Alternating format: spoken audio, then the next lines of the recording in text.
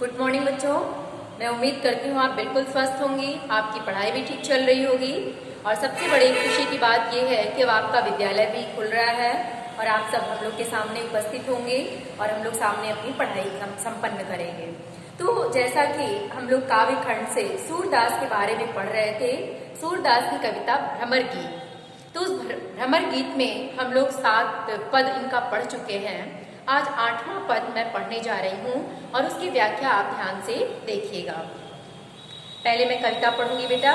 लरिकाई को प्रेम कहाँ अली कैसे छूटर, कहाँ कहाँ ब्रजनाथ चरित अंतर्गति लूटर। वह चितवनी वह चाल मनोहर, वह मुस्कान मंद धुनि गावनी। नटवर वेश नंद नंदन को, वह विनोद वह बनतै आवनी। चरण कमल की सौ करती हाँ, यह संदेश मोहि वित्सम लागत। सूरदास पल मोहि न विसरति, मोहन मूरति सोवत जागर। अब यहाँ देखिए, सबसे पहले प्रसंग समझिए। जब उद्धव निर्गुण निराकार ब्रह्म का संदेश लेकर गोपियों के पास आते हैं और गोपियों को उसे स्वीकार करने के लिए बाध्य करते हैं, तो गोपियां उद्धव से क्या कहती हैं कि लरिकाई को प्रेम कहो अली कैसे छूटर। अली किसके लिए कहा गया है? उद्धव के लिए। तो गोपियां उद्धव से कहती कि हे उद्धव, मेरा कृष्ण के साथ बचपन का प्रेम है, तो भला वो कैसे छूट सकता है। लरिकाई को प्रेम कहो अली कैसे छूटर। अली कौन है? यहाँ उद्धव। अली किसके लिए कहा गया? उद्धव के लिए। तो गोपियां किससे कहती हैं? उद्धव से कहती हैं। जब उद्धव कृष्ण को भूलने की बात करते हैं कि आप उन्हें भूलकर निराकार ब्रह्म में लीन हो जाएंगे, तो उसी पे गोपियां कहती हैं कि हे उद्धव, कृष्ण से तो हमारा बचपन का प्रेम है, भला हम उन्हें कैसे भूल सकते हैं। कहाँ कहाँ कहाँ ब्रजनाथ रचित अंतर्गति लूटर।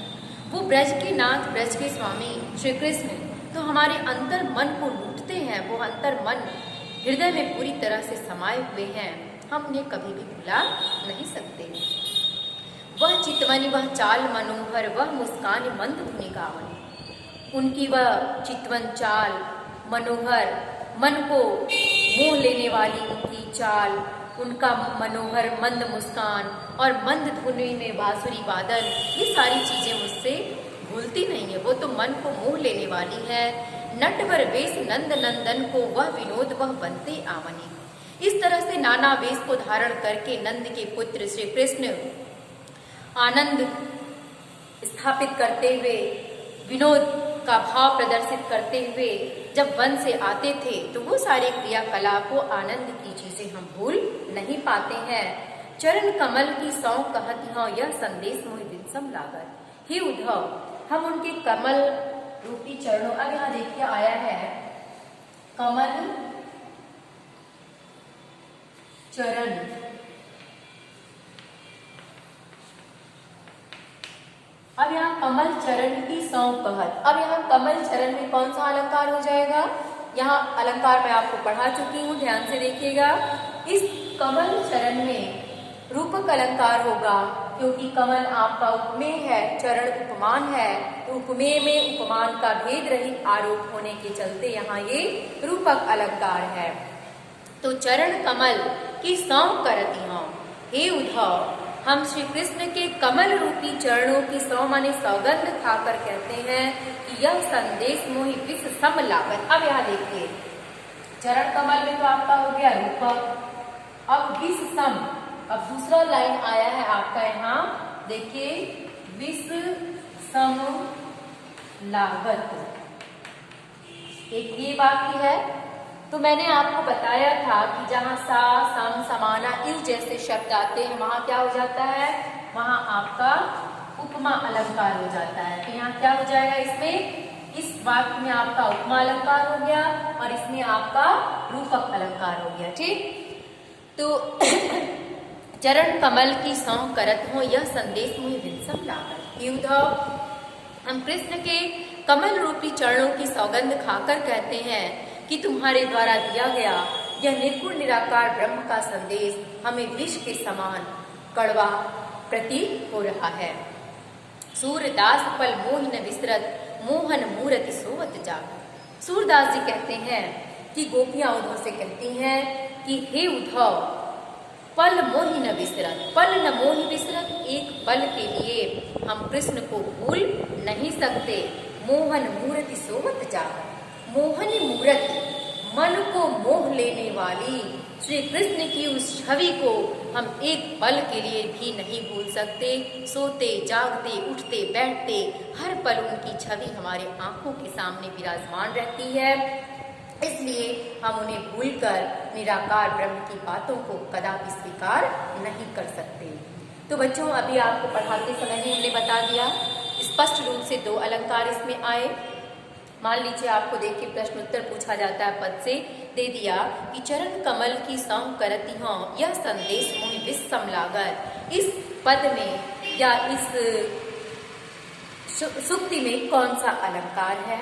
तो स्पष्ट हो गया, यहाँ चरण कमल के चलते यहाँ रूपक अलंकार है, क्योंकि यहाँ उपमेय में उपमान का भेद रहित आरोप है, और विस्सम लागत में आपका उपमा अलंकार है, क्योंकि यहाँ समानता स्थापित करने का शब्द है। यहाँ समान धर्म गुण जाति के आधार पर, या ये कह लीजिए कि उपमेय में उपमान की समानता दिखाई गई है। तो यहाँ संदेश हो गया आपका उपमेय और विष हो गया उपमान।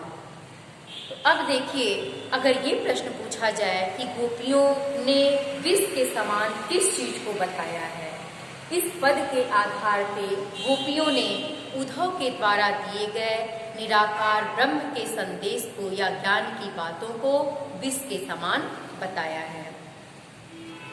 और किसको एक पल के लिए भी वो भूल नहीं सकती गोपियां? तो गोपियां कृष्ण को एक पल के लिए भी नहीं भूल सकती। ठीक है, प्रश्न आपको ऐसे ही पूछे जाएंगे, या तो ये तो हर जो कोई भी पद देगा उसका शीर्षक और कवि तो आपसे पूछा ही जाएगा। और अलंकार आपको स्पष्ट हो गया। छंद क्या है? गेय पद है, क्योंकि पूरी भ्रमर गीत कविता ही गेय पद में की गई है। और अब यहाँ देखिए रस क्या होगा? तो रस अभी मैं आपको पढ़ाई नहीं हूँ, लेकिन आप 9-10 में पढ़ी हुई हैं। फिर से एक बार मैं रस आपको पढ़ाऊंगी। अभी आप विद्यालय आइए तक, या नहीं खुलता है तो मैं वीडियो ही भेजूंगी। तो आपको यहाँ पे श्रृंगार रस है। श्रृंगार का विप्रलम्ब श्रृंगार, श्रृंगार के 2 पक्ष होते हैं, एक होता है आपका संयोग और दूसरा होता है वियोग। ये श्रृंगार के 2 पक्ष होते हैं, संयोग और वियोग। तो वियोग श्रृंगार को ही विप्रलम्ब श्रृंगार भी कहा जाता है। तो यहाँ कौन सा रस है? विप्रलम्ब श्रृंगार। कौन सा पद है? गेय पद है। कौन सा अलंकार है? उपमा और उत्प्रेक्षा, उपमा और रूपक अलंकार। और अनुप्रास की छटा तो हर पद में कहीं न कहीं आपको मिल ही जाती है, जैसे नंद नंदन है, वर्णों की आवृत्ति के चलते अनुप्रास अलंकार की भी छटा है।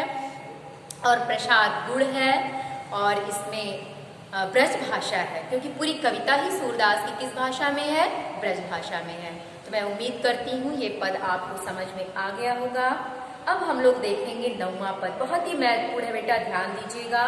9वां पद, पहले मैं कविता पढ़ती हूँ।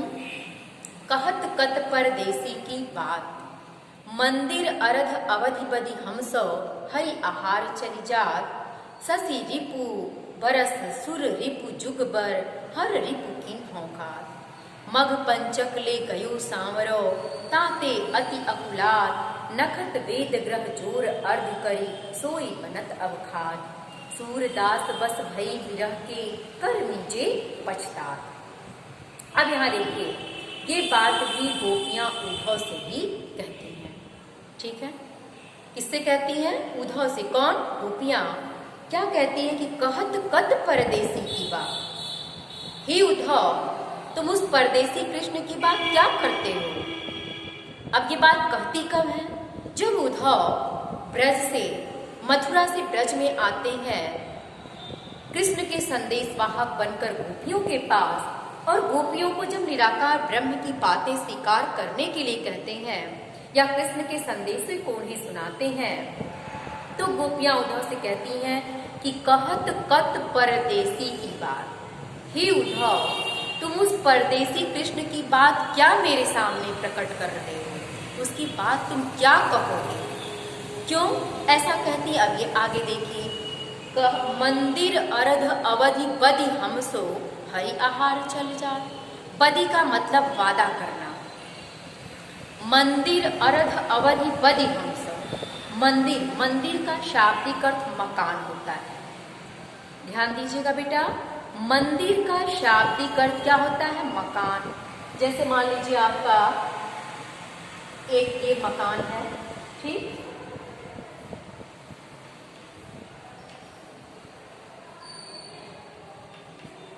ये मकान है जिसमें 2 दरवाजे हैं, ये आपका मेन गेट है, ठीक।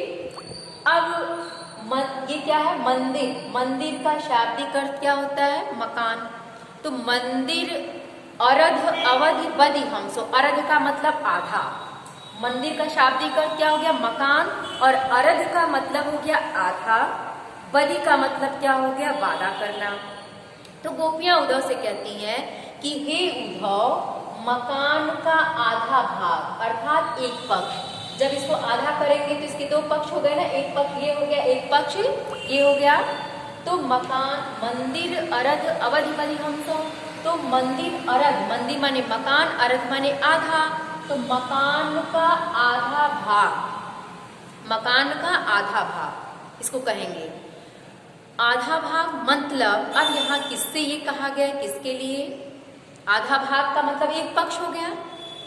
अब यहाँ देखिए, आधा भाग का मतलब एक पक्ष और 2 पक्ष हो गया, ठीक है ना। मंदिर माने मकान, मकान का आधा भाग अर्थात एक पक्ष और ये दूसरा पक्ष। तो महीने में, हिंदी महीने के अनुसार हमारे हिंदू धर्म में हर महीने में 2 पक्ष होते हैं। जो 12 महीने होते हैं उस 12 महीनों में हर महीने में 2 पक्ष होते हैं। ध्यान दीजिएगा, एक शुक्ल पक्ष होता है और एक कृष्ण पक्ष होता है। 15 दिन का आपका शुक्ल पक्ष होता है जिसमें अजुरिया रात होती है, और 15 दिन का कृष्ण पक्ष होता है जिसमें अंधिरिया रात होती है, ठीक है। ये जानकारी रखिएगा। तो अब यहाँ गोपियाँ इस बात के द्वारा कहना क्या चाहती हैं कि मंदिर अरध अवधि बदी हम सौ हरि आहार चली जात। पहले तो इसका ही देखिए कि मंदिर अरध अवधि बदी हम सौ। मंदिर अर्थात मकान का आधा भाग अर्थात एक पक्ष। तो एक पक्ष मतलब 15 दिन। हमने कहा ना कि एक महीने में 2 पक्ष होते हैं 15-15 दिन के। 15 दिन शुक्ल पक्ष, 15 दिन कृष्ण पक्ष। तो कृष्ण ने तो हमसे मकान का आधा भाग अर्थात एक पक्ष 15 दिन में ही मथुरा से ब्रज आने का वादा किया, लेकिन हरि आहार चल जा। हरि आहार, हरि का शाब्दिक अर्थ शेर होता है, सिंह। हरि का शाब्दिक अर्थ क्या होता है? सिंह अर्थात शेर। तो हरि आहार चल जा, सिंह अर्थात शेर। शेर का भोजन क्या होता है? मांस। शेर का भोजन क्या होता है? मांस। ध्यान दीजिएगा, हरि आहार चल जात, लेकिन शेर का भोजन अर्थात मांस, एक मास बीत गया और कृष्ण वापस नहीं आए। मुझे लगता है स्पष्ट हो गया होगा।